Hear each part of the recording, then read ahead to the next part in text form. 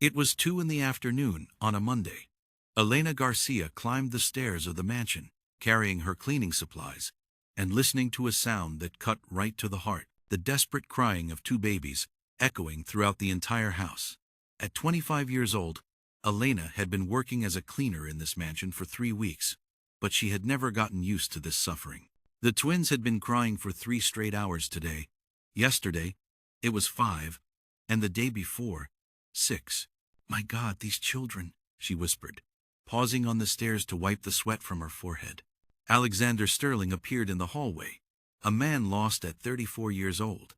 The millionaire entrepreneur seemed to have aged 10 years in just the last few weeks. His dark circles were deep, his hair was a mess, and he moved like a ghost. "Martha," he called for the housekeeper, who came running. "It's been over 2 months since they've been able to sleep properly." Over 2 months. Martha, a woman in her 50s who had worked for the family for 20 years, shook her head in pity. She always jotted down everything she saw in the house in a little old notebook. "Sir, you need to rest too. You can't go on like this." "Rest?" Alexander laughed humorlessly.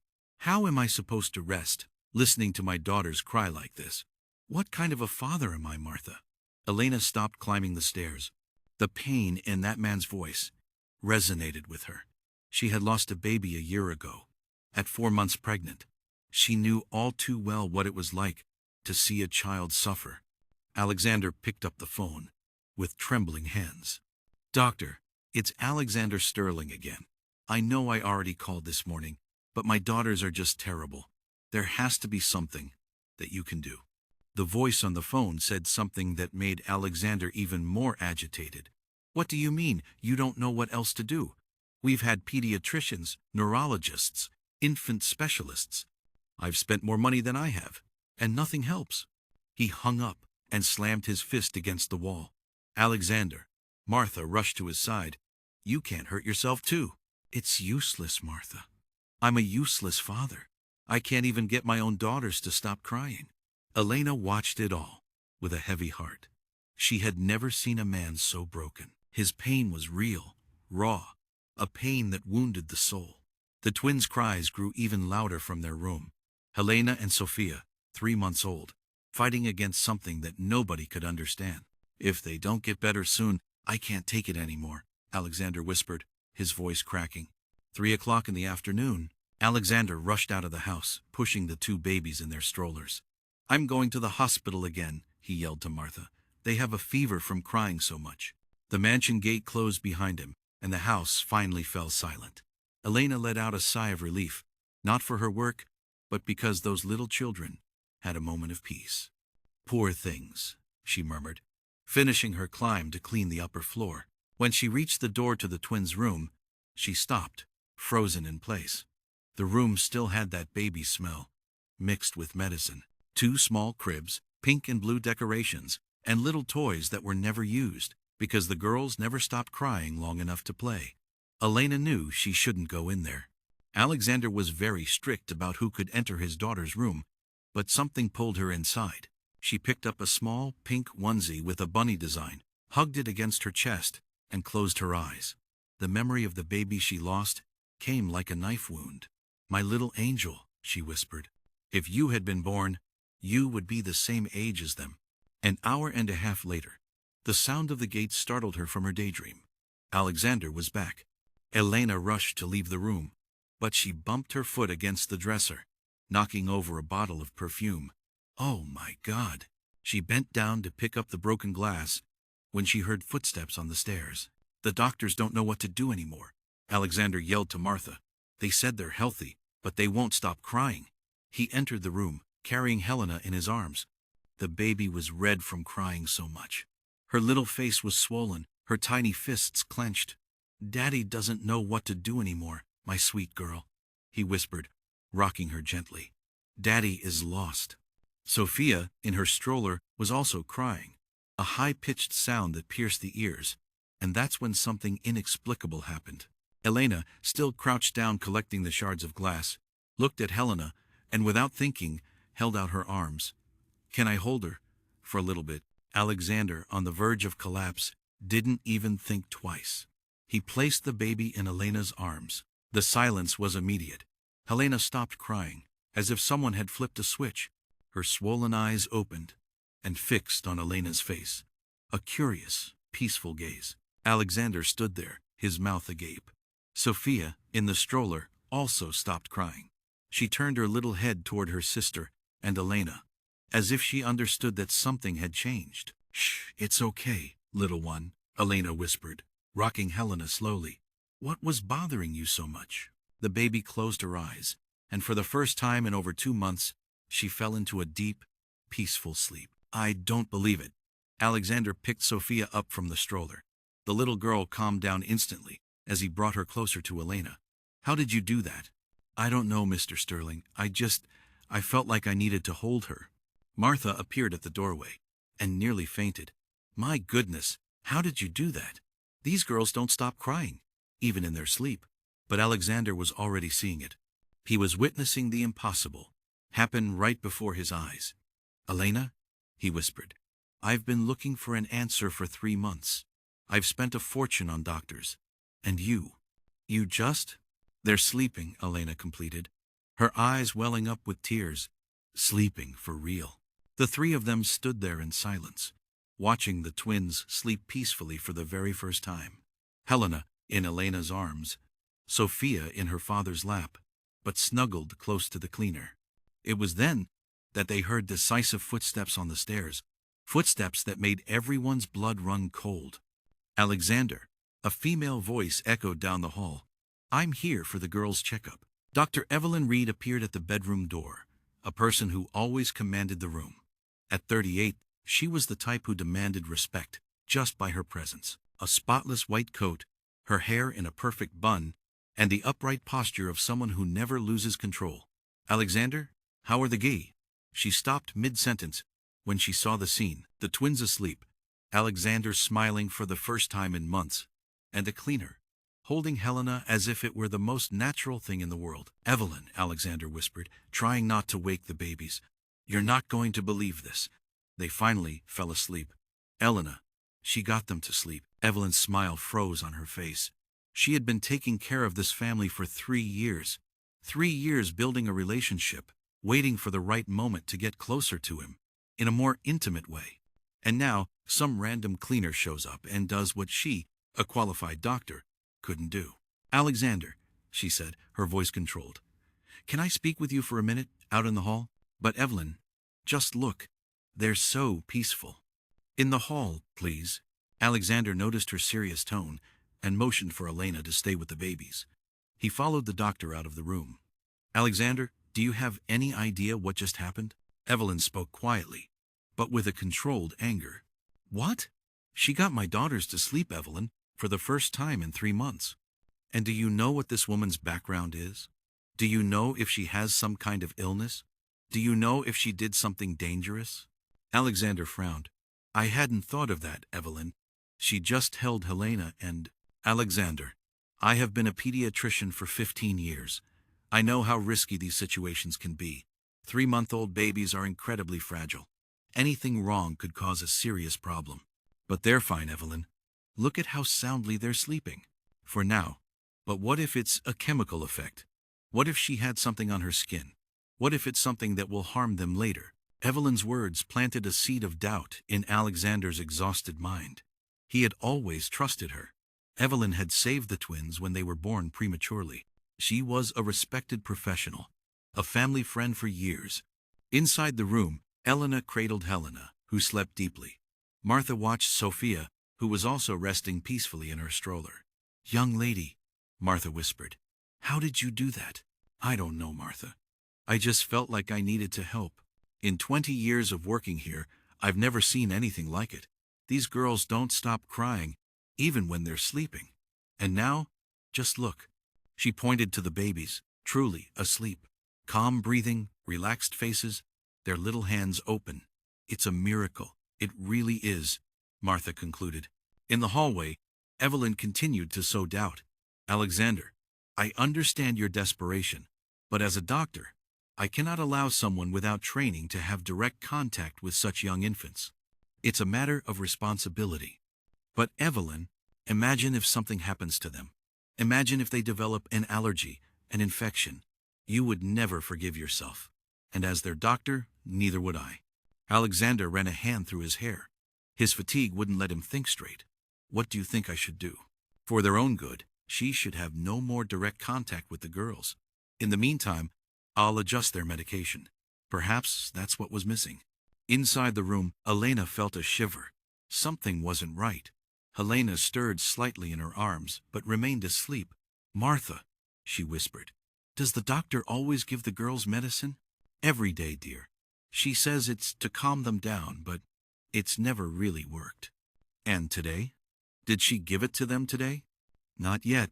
She just arrived. Elena kept thinking. The twins had fallen asleep without any medicine, just with affection, just with her touch. It was then that Alexander returned to the room, his face grim. Elena, he said quietly, thank you for your help, but Dr. Reed is right. It's better if you don't handle the girls anymore. Elena's heart shattered. But, Mr. Sterling, they're fine. I know. But it could be dangerous. You're not a doctor. It could have been luck, or it could have been something that will harm them later. Elena gently placed Helena in her crib. The baby continued to sleep. I understand, Mr. Sterling. But her eyes said everything. She didn't understand at all. She knew she had helped those children, and now she was being pushed away for it. Evelyn entered the room with a smile that didn't reach her eyes. I'm going to administer the girls' medication now, she announced, taking 2 syringes from her medical bag. They're sleeping, doctor, Martha commented. Exactly. It's the best time to give them their medicine. They'll sleep even more deeply. Elena watched everything, a growing unease in her chest. Something about those syringes didn't seem right. Excuse me, she said quietly, and left the room. In the hallway she heard Evelyn muttering, more to herself than anyone. That one almost ruined everything. Tuesday, 6 a.m. Elena arrived for work with a heavy heart. All weekend, she couldn't stop thinking about the twins. Did they sleep? Were they okay? As she entered the mansion, she heard exactly what she had expected and feared, the crying. Helena and Sofia were crying in their room, louder and more desperately than before. It was as if they had gone back to how they were, only worse. They barely slept all weekend, Martha commented when she saw Elena. The boss is a wreck again. And the doctor's medicine? She increased the dose. Said it was necessary to compensate for what happened on Friday. Elena frowned. Compensate? Why would they need to compensate for the fact that the twins had finally slept? At 7 a.m. sharp, Dr. Reed arrived. Today, she was different, more determined, more serious. Where is the cleaner? She asked Martha. She's cleaning the living room, doctor. Call her up here. I need to have a word. Elena climbed the stairs, her heart pounding. Evelyn was waiting in the hallway, arms crossed, with a hostile expression. Elena, isn't it? Yes, doctor. I need to make one thing crystal clear. You are not, under any circumstances, to touch the children in this house.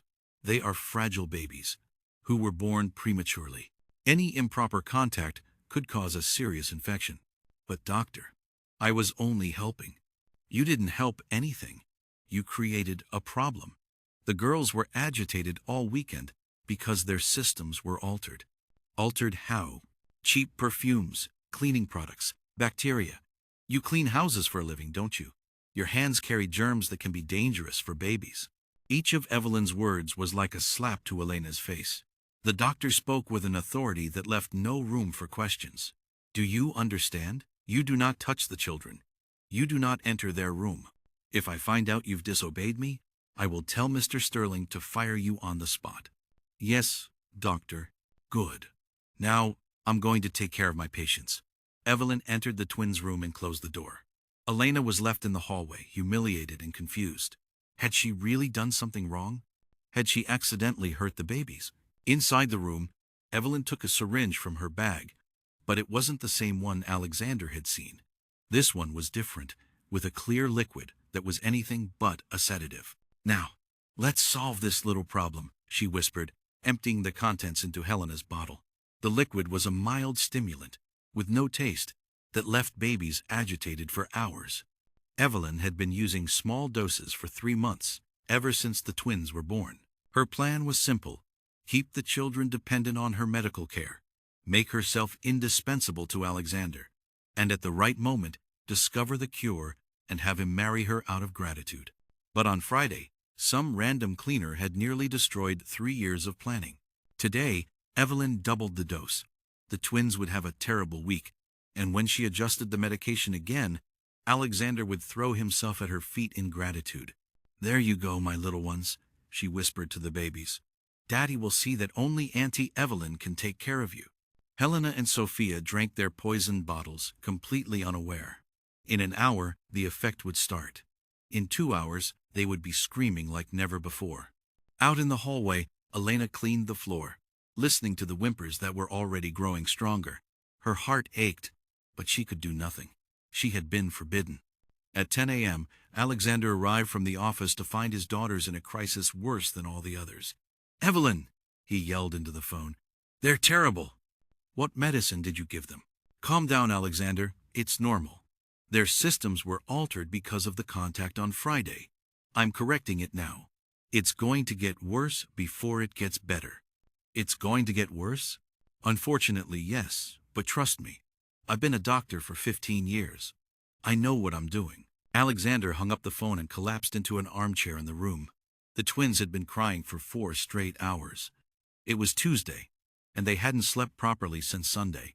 "They're going to die if this continues," he whispered to himself, his voice thick with desperation. In the hallway, Elena heard everything and felt tears stream down her face. She knew she could help. She knew the twins would calm down in her arms, but she was forbidden to touch them. It was then that she noticed something that intrigued her even more.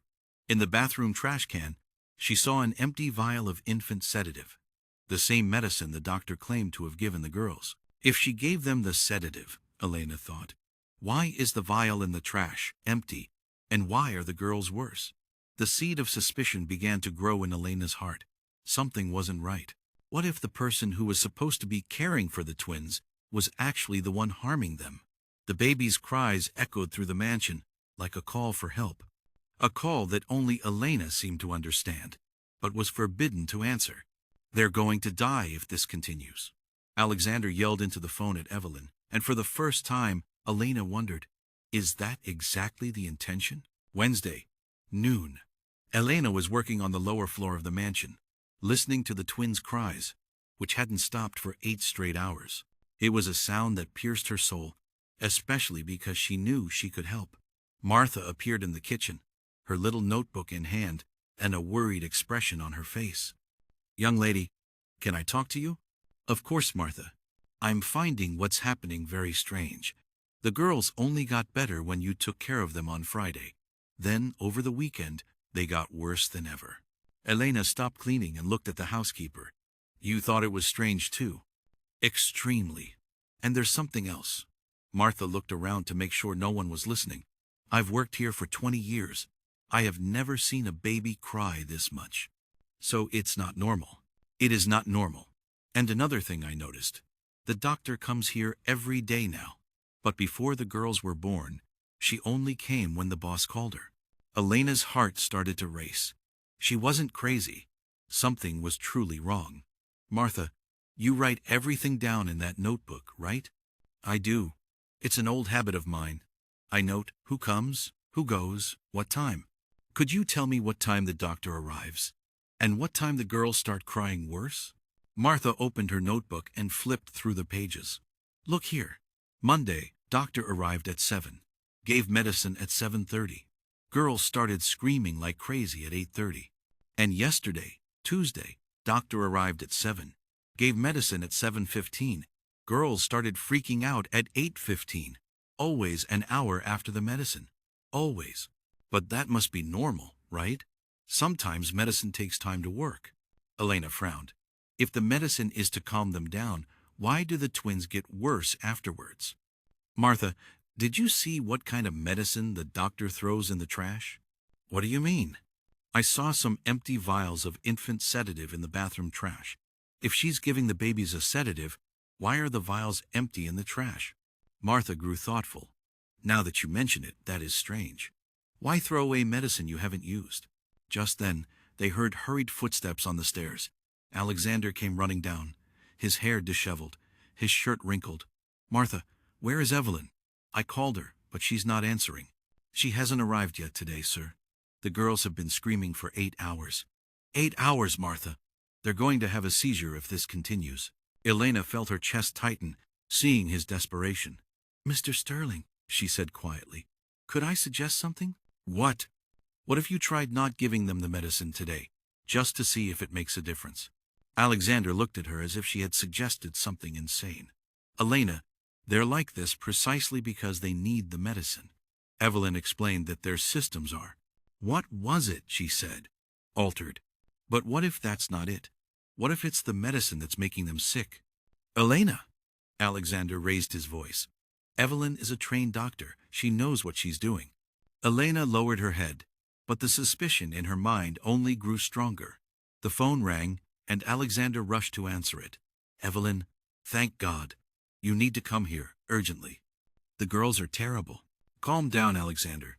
I'll be there in half an hour. In the meantime, you can give them another dose of the medicine. It's in the fridge." Alexander went to the kitchen and opened the refrigerator. He took out a vial with a clear liquid. "Martha, come help me give the medicine to the babies." Elena watched it all and made a decision.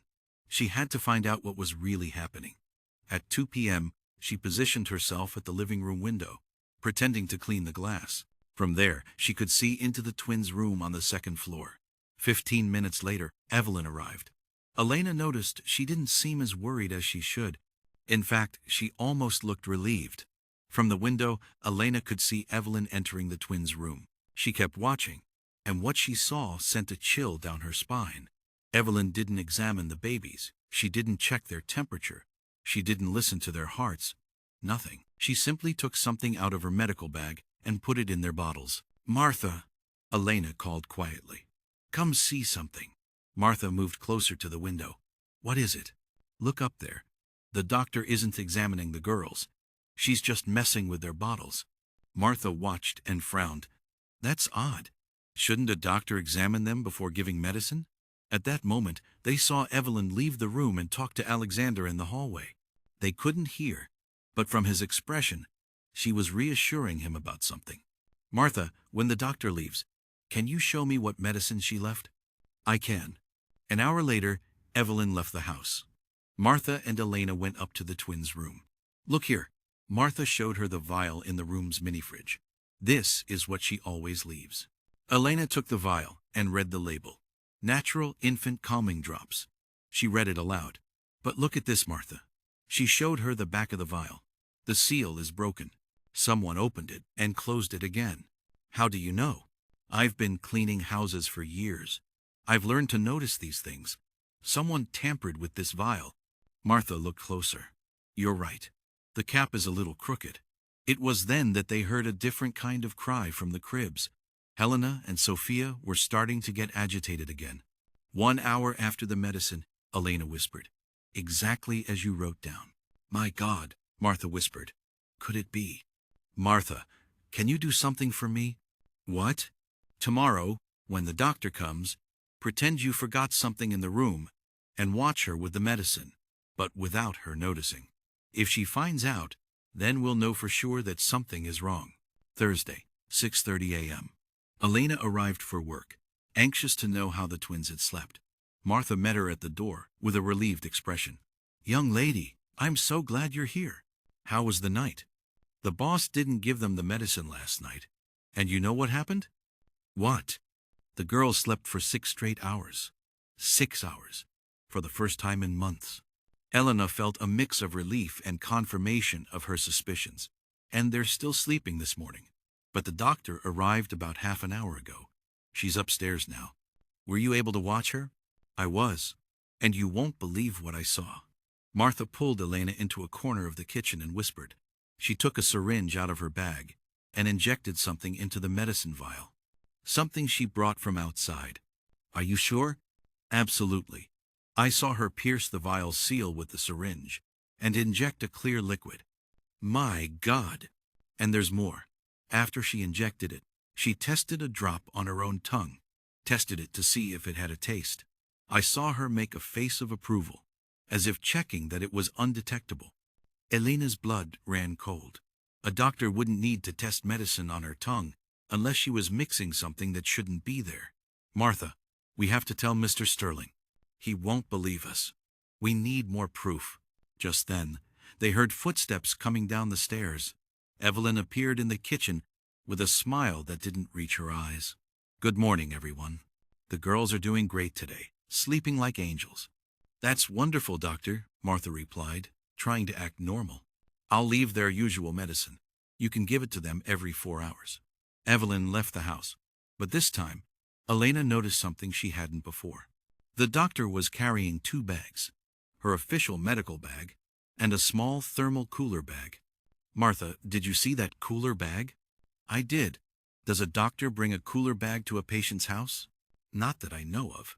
Normal medicine doesn't need special refrigeration. Alexander appeared in the kitchen, looking much better than he had in days. Martha, I can't believe the girls slept through the night.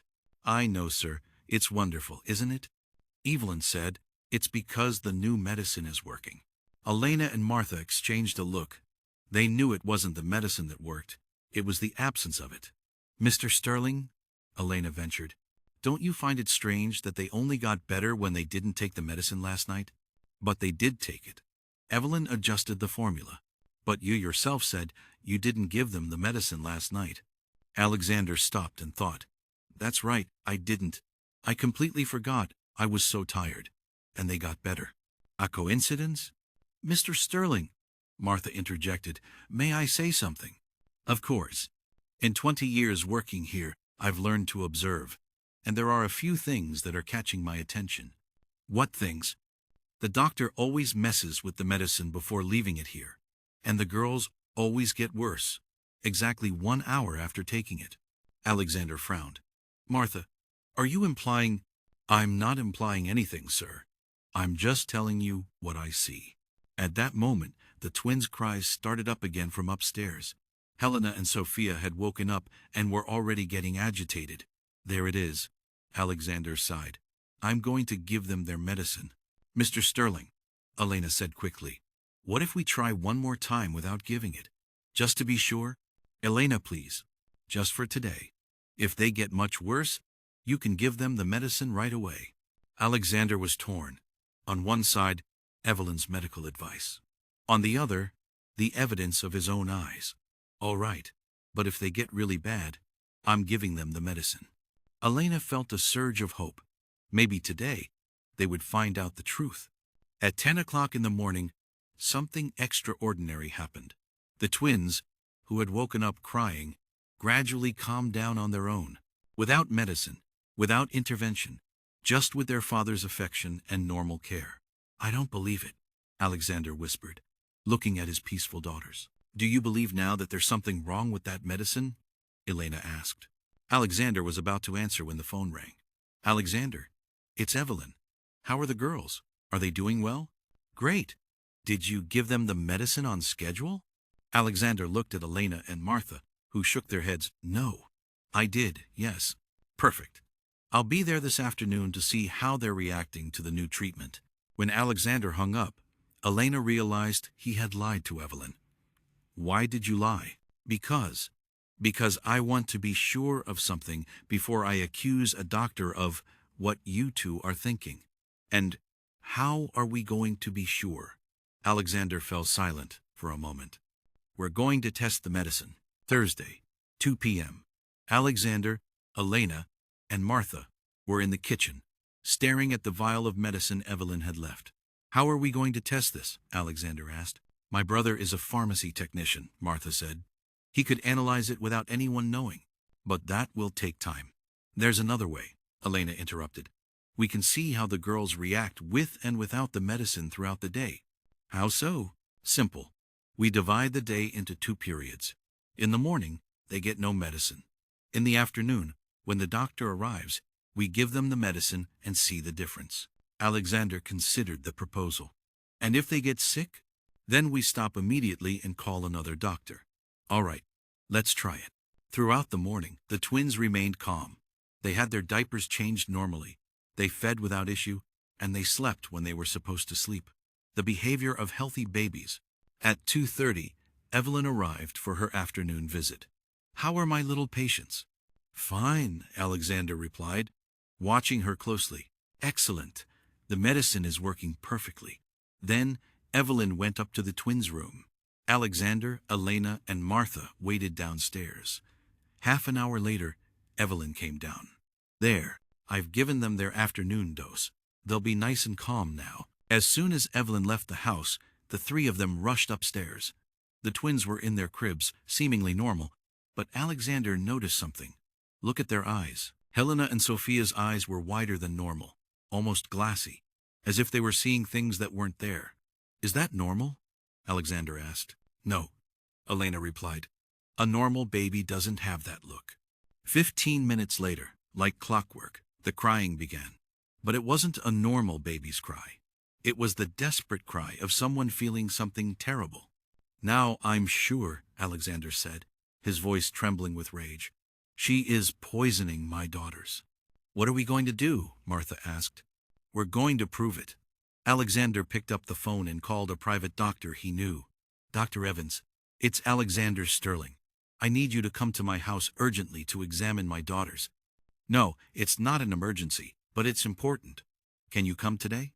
While Alexander was on the phone, Elena heard a strange noise in the garden. She looked out the window and saw Evelyn standing behind a tree, watching the house. "Martha," she whispered, "look outside." Martha looked and turned pale. "She's spying on us." "Why?" "Because she knows we've figured something out." At that moment, Alexander hung up the phone. "Dr. Evans is coming at 4 o'clock. We're going to find out exactly what's in the girl's blood." But they didn't know that Evelyn had heard everything from the open window, and that she was already planning her next move. At 3:45, 15 minutes before Dr. Evans was due to arrive, the phone rang. "Mr. Sterling, this is the local police precinct. We've received a serious complaint concerning your residence." "What kind of complaint?" "Someone reported that one of your employees is giving controlled substances to your daughters, without a medical prescription." Alexander went cold. "That's a lie, officer. We need to come and verify. It's protocol. We're on our way." Alexander hung up the phone and looked at Elena and Martha, desperate. "Someone reported us." "Who?" Elena asked.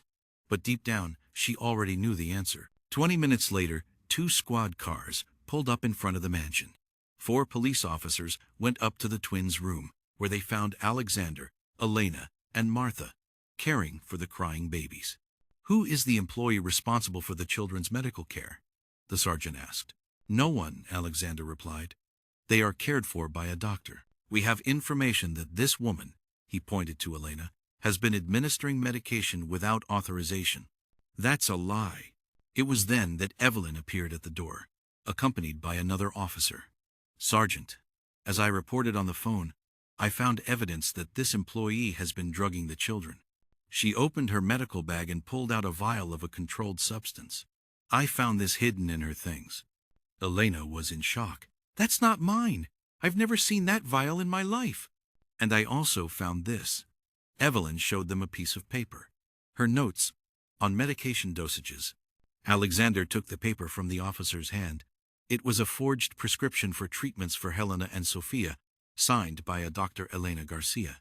"Elena," Alexander whispered, "how could you?" "Mr. Sterling, I swear I never wrote that. I don't even know how to write a prescription. I'm not a doctor."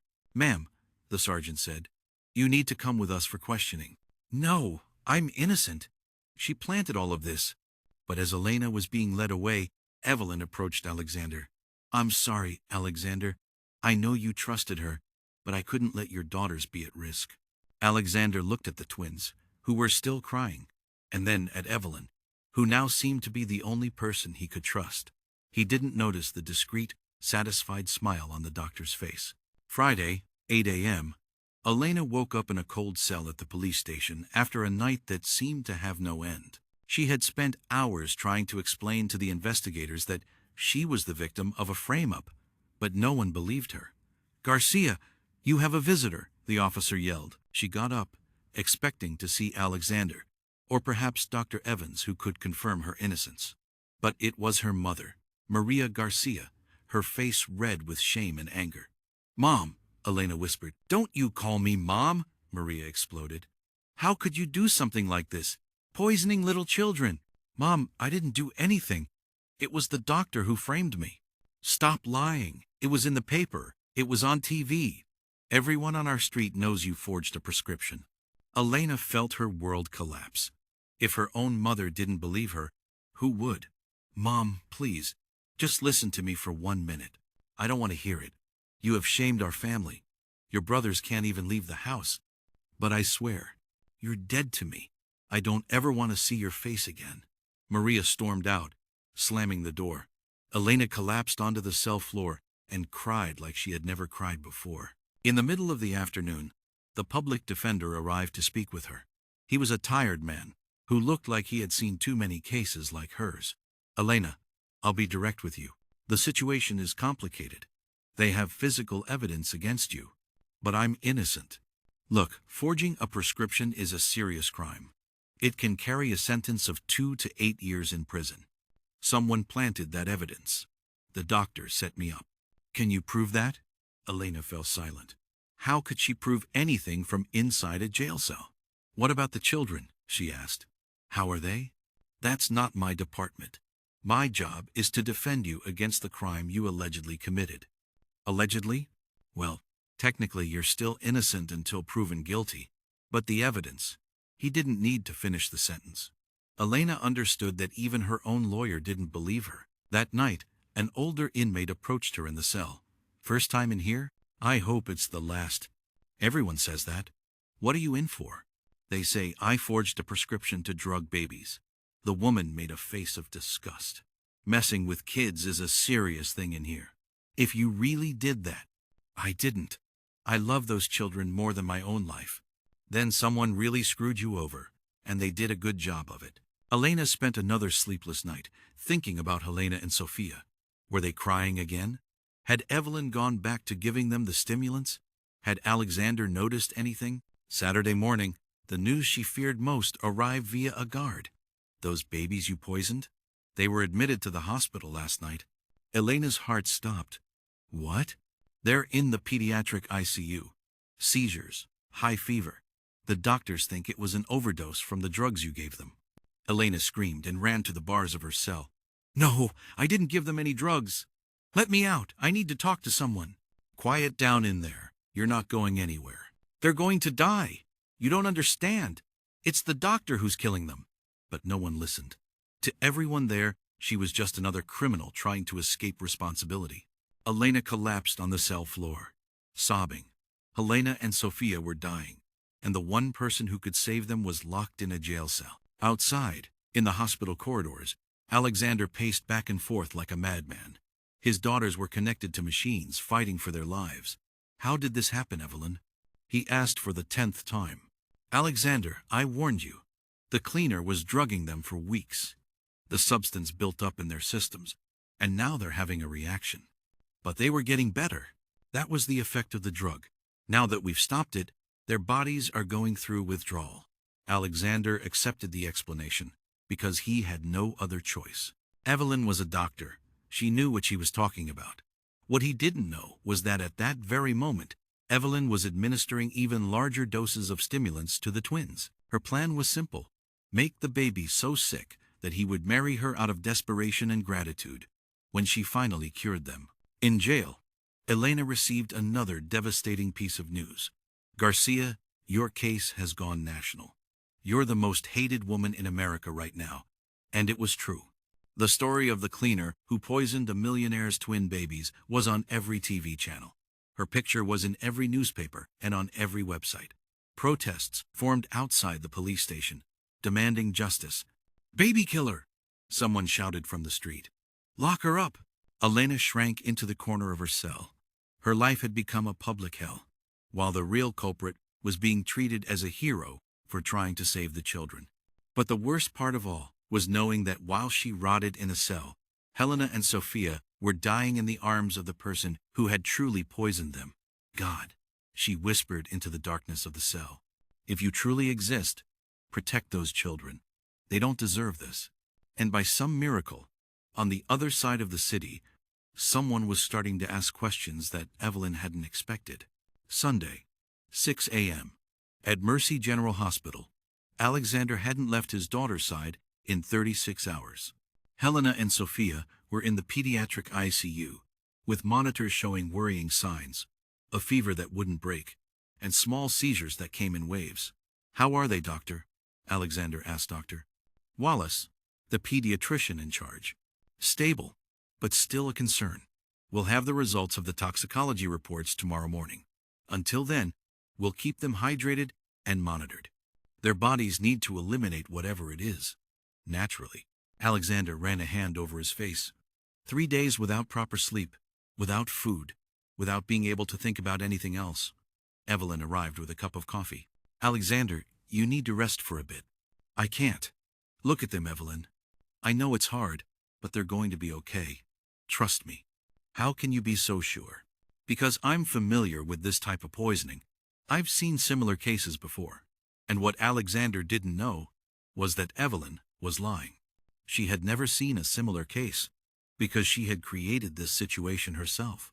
Martha arrived to visit the twins.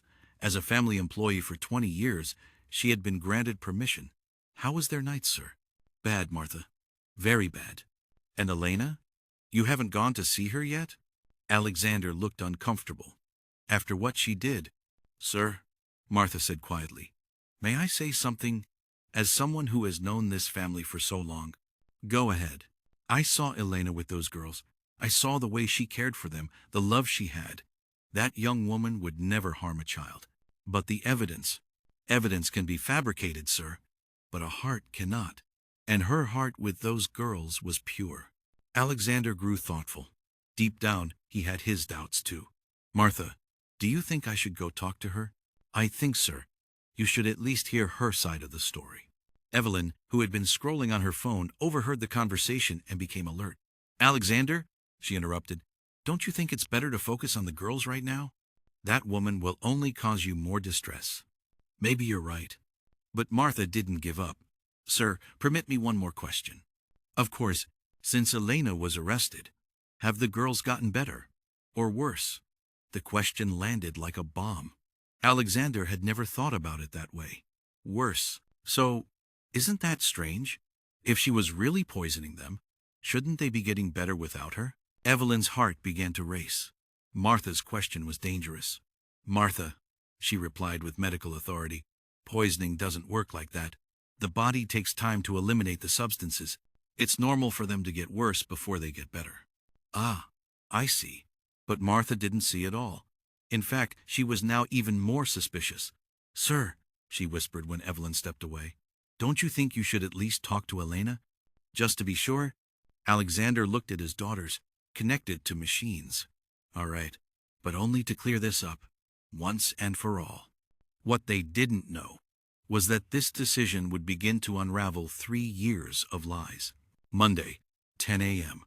Alexander sat in the visitor's room at the police station, nervous and angry, but also curious.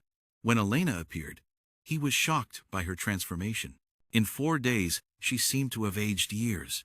She was thin, pale, with dark circles that spoke for themselves.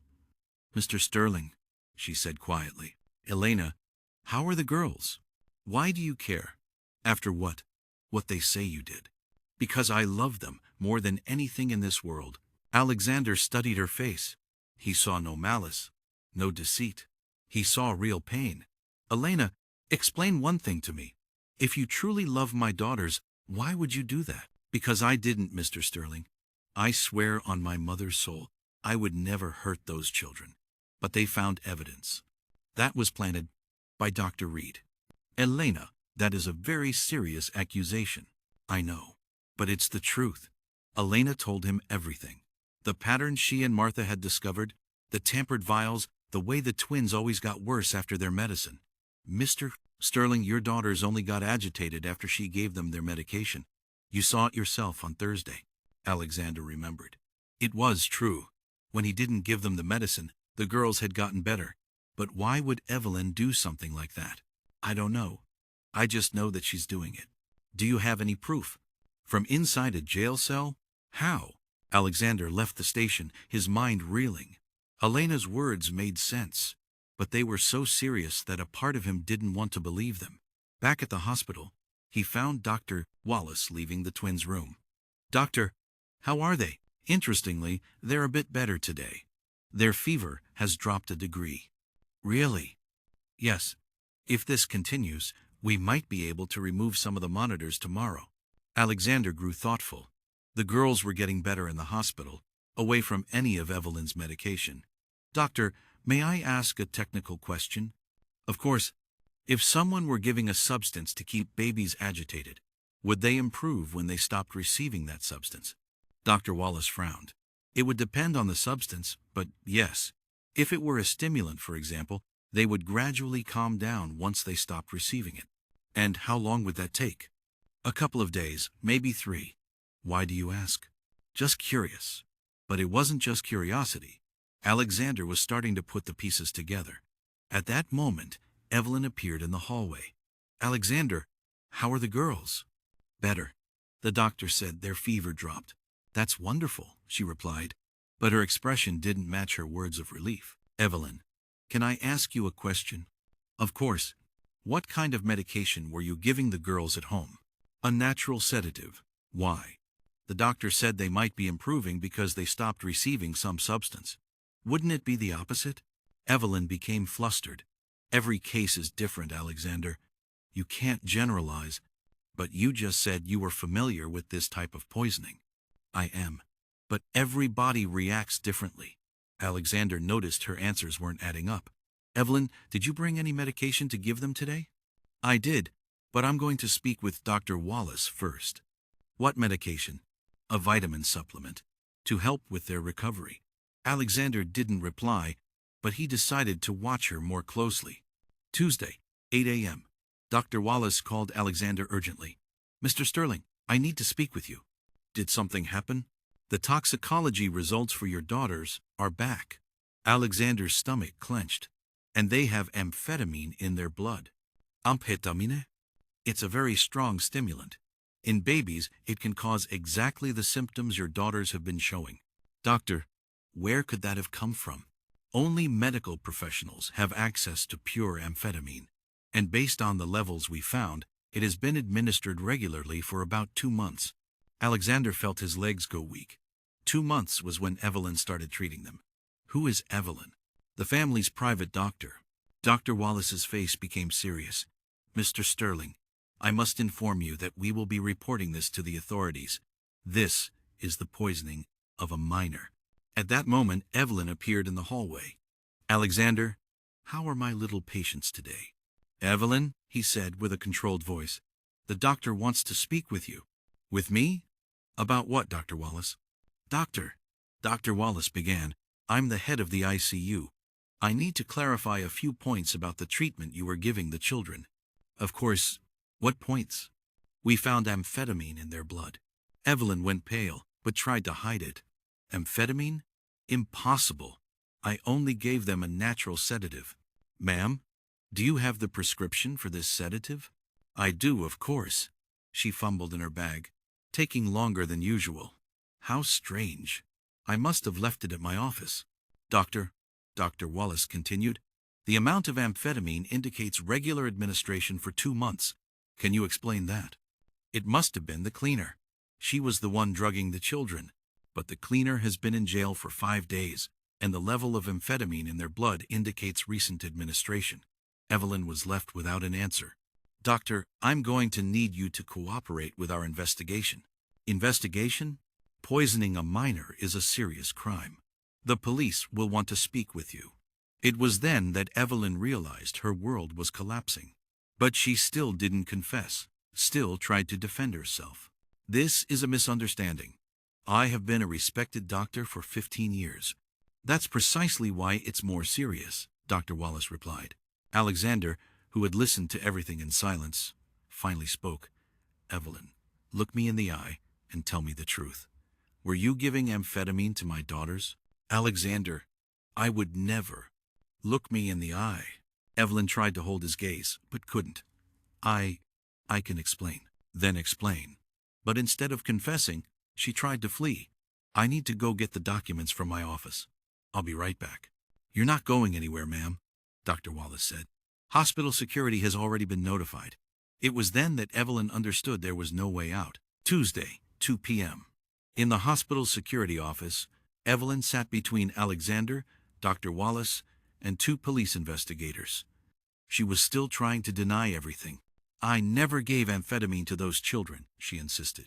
Doctor, one of the investigators said, we have the toxicology report. We have the father's statements. And we have your constant presence at the house during the period of the poisoning. A coincidence?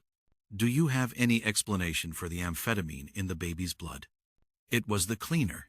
The cleaner does not have access to medical-grade amphetamine. Do you? Evelyn fell silent. Alexander couldn't take it anymore. Evelyn, for the love of God, stop this lie.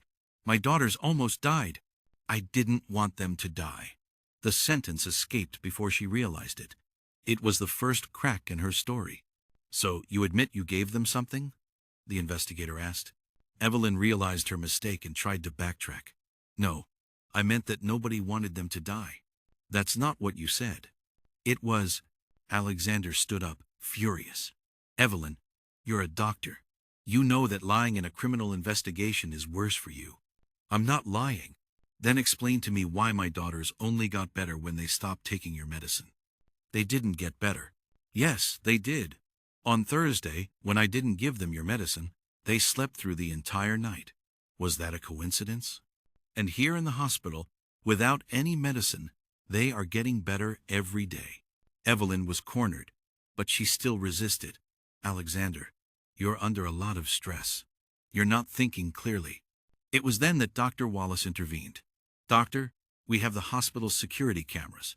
You were seen administering something to the children last night, during the shift change. Evelyn's blood ran cold. What cameras? The ICU has 24-hour monitoring. We want to know what you administered at 3 inches the morning. Evelyn tried one last lie. It was a saline drip. They were dehydrated. A saline drip doesn't need to be hidden from the nursing staff. Why didn't you report it? Evelyn had no answer. The investigator leaned forward. Doctor, let's make this easier for you. We know you administered amphetamine. We have proof. The only thing we want to know now is why. Evelyn looked around the room. Alexander, with hatred in his eyes. Dr. Wallace, shaking his head. The investigators, waiting. She understood that it was over. She began, her voice trembling. Say it, Evelyn, Alexander whispered. You owe me that much at least. I did it. Because. The tears began to fall. Because I love you, Alexander. The silence in the room was absolute. I've loved you for years, ever since your wife died. And I thought, if I took care of the girls, if I made myself indispensable to them, you poisoned my daughters for love? Alexander whispered, in disbelief. It wasn't meant to hurt them. It was just so they would need me, so you would see that I was important. Important? You almost killed them. The dose was small, calculated. I'm a doctor. I knew what I was doing. And when Elena managed to calm them down, then I had to increase it a little. She was going to ruin everything. Increase it? You increased the dose of drugs in my daughters? Out of jealousy? Evelyn was sobbing now. I love you so much. I've waited for a chance for years. Alexander stood up, trembling with rage. That's not love, Evelyn. That's madness. It is love. Everything I did was for love. Love doesn't hurt innocent children. I didn't want to hurt them. I just wanted you to love me. The investigator signaled to his colleagues. Doctor, you are under arrest for attempted homicide and illegal practice of medicine. As Evelyn was led away, still screaming that she loved Alexander, he remained in the room, destroyed. Doctor, he said to Dr. Wallace, I need to go get someone. An innocent person who is in jail for a crime she didn't commit. Go. Your daughters are safe now. And for the first time in months, Alexander knew it was true. Wednesday, 10 a.m. Alexander was at the police station, dealing with paperwork and bureaucracy. Even with Evelyn's confession, getting someone out of jail wasn't simple. Mr. Sterling, the police chief explained. Miss Garcia will be released today, but the case against her will only be officially dismissed in a few weeks. And she can stay at home during that time? Yes, she can. And what about compensation for emotional damages? I'll take care of that later. Right now, I just want to get her out of here. At 11:30, Elena finally walked out of her cell. 5 days that felt like 5 years. She carried a plastic bag with the few belongings she had when she was arrested. When she saw Alexander in the hallway, she stopped and stared at him. She didn't smile. She showed no relief, only exhaustion and a deep-seated pain. Elena, Mr. Sterling, you're free. Evelyn confessed everything. I know, the chief told me. She was the one poisoning the girls. You were right from the beginning. Elena laughed, but there was no humor in it. Yes, I was right. But you believed her for months, and you didn't believe me for a single day. The words cut Alexander like a blade. Elena, I know I was wrong. Wrong? She shook her head. Mr. Sterling, you destroyed my life. My own mother told me I was dead to her. It was on TV that I was a baby poisoner. I'm going to fix all of this. How? How are you going to fix 5 days of hell? How are you going to make my mother love me again? Alexander had no answer. Mr. Sterling, thank you for getting me out of jail. But right now, I just want to go home and try to pick up the pieces of my life. And the girls? They miss you. Elena paused at the station door. How are they? They're getting better every day. Without Evelyn's poison, they're becoming healthy. That's good. Elena, come back and take care of them, please. I can't. Why not? Because I don't trust you anymore.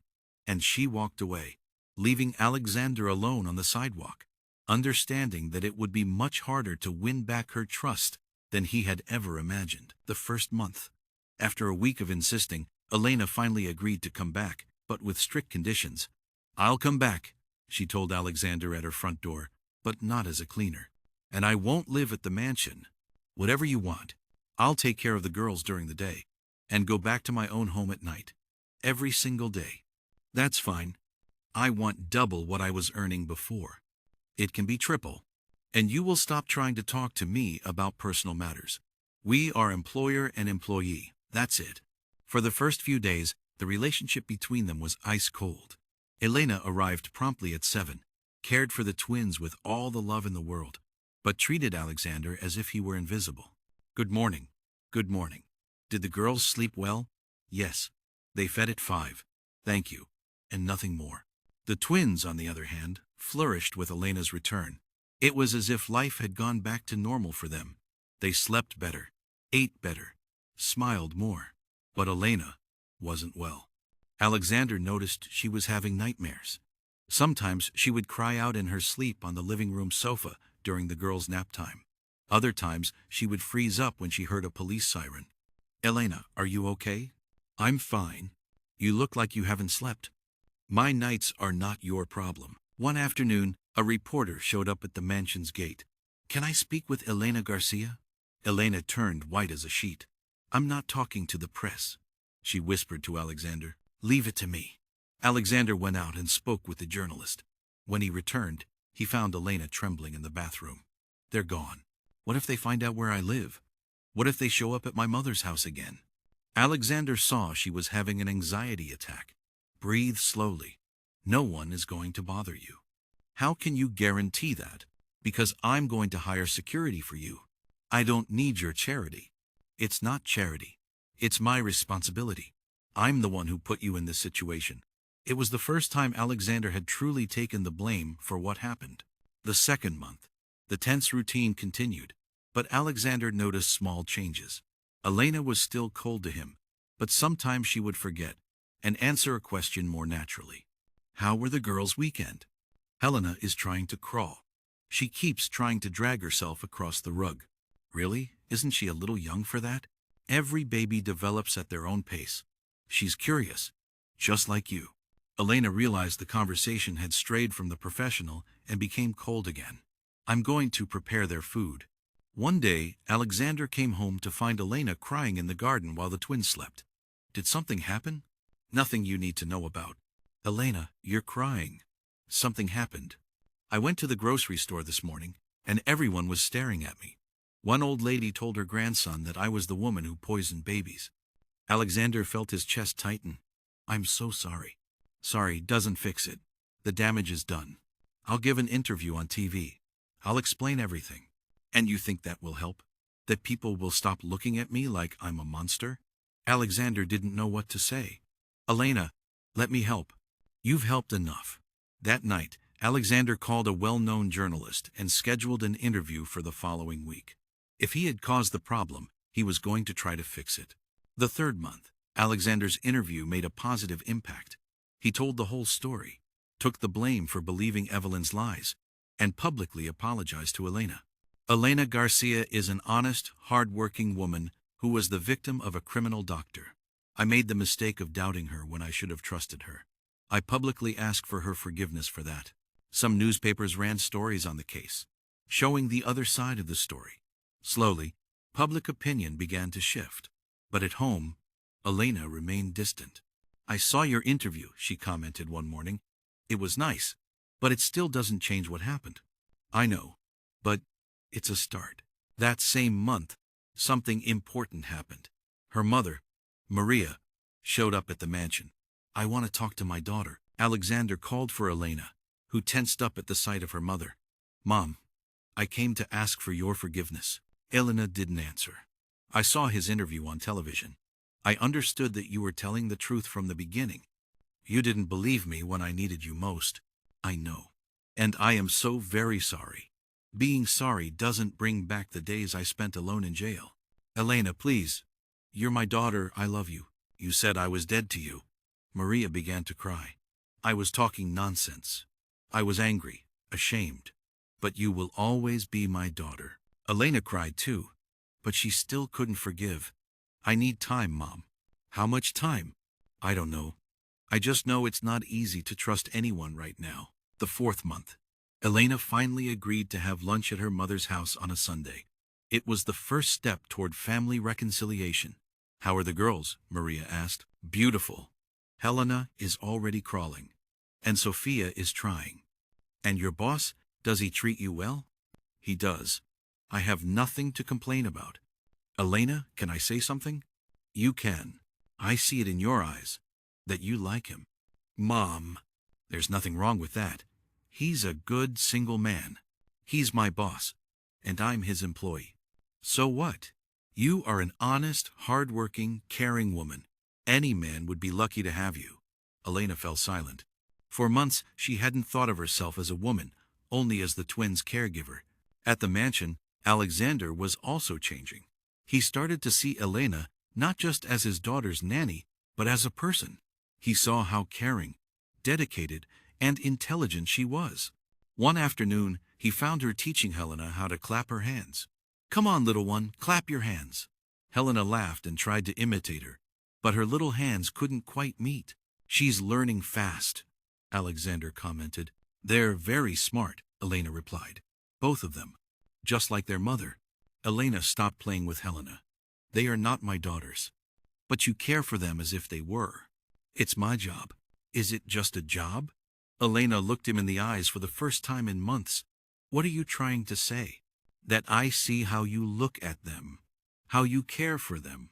How they smile when they see you. That's not just a job, Mr. Sterling. And I see how they look at you. To them, you are a mother. I can't be a mother to children who aren't mine. Yes, you can. A mother is the one who cares, who loves, who is present. Elena nervously fidgeted with Helena's toy. Why are you telling me this? Because I want you to know that I admire you very much.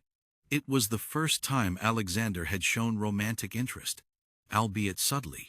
The fifth and sixth month. The relationship between them gradually warmed up. Conversations that started about the twins would end on personal topics. Elena, can I ask you something? You can. Why are you so good with children? Elena was silent for a moment. Because I lost one. What do you mean? 2 years ago, I was pregnant. I lost the baby in the fourth month. Alexander felt a tightness in his chest. I'm so sorry. That's why I identify so much with your daughters. They are the age my son would have been. Ah, so? It was a boy. I was going to name him John. For the first time since she came back, Elena looked directly into his eyes. That's why it hurt so much. when you thought I would harm them. After losing my own child, I would never hurt someone else's." Alexander was silent, understanding for the first time the true depth of the pain he had caused. In June, for the twins' 6-month birthday, Alexander organized a small party. He invited Maria, Martha, and a few close friends. "Thank you for including me," Elena said, when he handed her the invitation. "Of course. You are a part of their family." During the party, Alexander watched Elena play with Helena and Sofia. She smiled a real smile for the first time in months, and he realized he was in love with her. At the end of the party, as Elena was leaving, he walked her to the gate. "Thank you for the party. The girls loved it." "Elena." "What? You look beautiful today." Smiling, she blushed. "Thank you. It's been a long time since I've seen you smile like that. It's just that the girls make me happy." "Only them?" Elena looked at him, understanding the question he hadn't asked. "Good night, Alexander." It was the first time in 6 months she had called him by his name, without the mister. The 7th month, things definitively changed between them. Elena still went home every day, but their conversations grew longer, more intimate. "Alexander, can I ask you something?" "Of course. Did you love your wife?" "Why do you want to know?" "Curiosity." Alexander thought before answering. "I learned to love her, but it wasn't love at first sight. Our marriage was arranged by our families, but over time, I grew to have affection and respect for her. And when she died, I thought I would never feel anything for anyone again. And now I've discovered I was wrong." Elena's heart raced. "Alexander, may I finish?" She nodded. "I've discovered that it's possible to truly love someone. To love someone for the person they are, for the way they care for others, for the strength they have. I don't know where you're going with this. I'm going to the fact that I've fallen in love with you." Elena was silent for a long time. "You can't say that." "Why not?" "Because I'm afraid." "Of what?" "Of believing you, and then finding out you're lying." "I would never lie about this." "You've lied about other things." "I never lied. I was just mistaken, and I learned my lesson." "What lesson?" "That trusting someone is betting on them, even when everything seems to be against them." Elena felt her eyes well up. "Alexander, I've fallen in love with you too, but I'm so scared." "Of what?" "Of being happy, and then losing everything all over again." "You won't lose me." "How do you know?" "Because this time, I'm going to fight for you. For us." The 8th month. In August, when the twins turned 8 months old, Alexander finally made his true declaration. They were in the garden, watching Helena and Sofia try to stand up, holding onto a table. "They're growing so fast," he commented. "And talking, too." Helena said, "Mama, yesterday. It was for you, wasn't it?" "She was looking at you." Elena smiled. "It must have been a coincidence." "It wasn't. She recognizes you as her mother." At that moment, Sofia babbled Mama, looking directly at Elena. "Both of them," Alexander whispered. Elena couldn't hold back her tears. "Alexander, what if this goes wrong? And what if it doesn't? What if it goes right?" She looked him in the eyes. "Do you really love me?" "More than anything. Even though I'm poor? Money doesn't make anyone better or worse. You have something that money can't buy." "What's that?" "A good heart. And that's what matters. And your family, your friends. What will they say?" "They will say that I am the luckiest man in the world." Elena finally smiled. "Okay." "Okay? What?" "Okay. I accept. I'll try. I'll see if things can work out between us." Alexander pulled her into a gentle hug. "I love you, Elena. I love you too." 1 year later, in the garden of the same mansion where it all began, Alexander and Elena were married in a small, emotional ceremony. Helena and Sofia, now 1 year and 4 months old, ran around the garden, taking their first wobbly steps. Maria was in the front row, proud of her daughter. Martha had been promoted to head housekeeper and given a raise. Alexander's family had accepted Elena after getting to know her better. During the ceremony, the twins made everyone laugh when they yelled, "Mama," in the middle of the vows. "I think they approve," the priest commented, smiling. After the party, when the guests had gone home, the new family gathered in the girls' room. "They've grown so much," Elena whispered, watching the twins sleep peacefully. "And they will grow up." knowing they were loved from the very beginning by a woman who chose to be their mother. Chose? Yes, because a mother isn't just the one who gives birth, it's the one who chooses to love. Elena smiled and snuggled up to her husband. Thank you. For what? For giving me the chance to be a mother and to be happy. Thank you for teaching me what true love is. And far away, in a women's penitentiary, Evelyn watched the news report showing the wedding. She had lost everything she wanted. Alexander, her profession, her freedom, but justice had been served. In the mansion, Helena and Sofia slept, knowing they were loved. And Elena finally understood that sometimes the family you choose is stronger than the family of your blood. Love had won. And this time, it was forever.